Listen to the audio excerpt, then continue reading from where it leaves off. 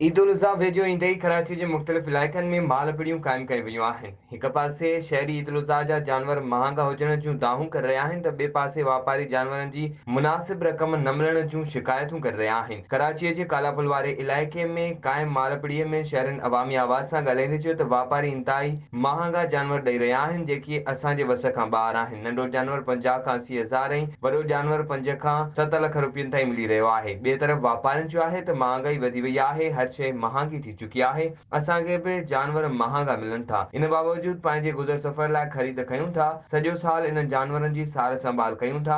उन्हनि जे खाधे पीते जूं शयूं भी महांगियूं थी वयूं आहिनि। पसंद को रेट वगैरह देख रहे हैं भाईजान, अभी कोई रेट समझ रहे हैं कोई क्या मिलता है। इस दफ़ा ज़रा कोई माल महंगा आ रहा है। अच्छा, महंगाई मेरे ख्याल में ज़्यादा होगी। महंगाई है, काफ़ी ग्राहक आ रहे हैं, पूछ रहे हैं, जा रहे हैं, अभी लगे हुए सब। देखो कौन से बाहर निकला हुआ लोगों से। सर क्या खरीदेंगे, मंडी बड़ी महंगी है, हम लोग पूछते हैं और पीछे हो जाते हैं।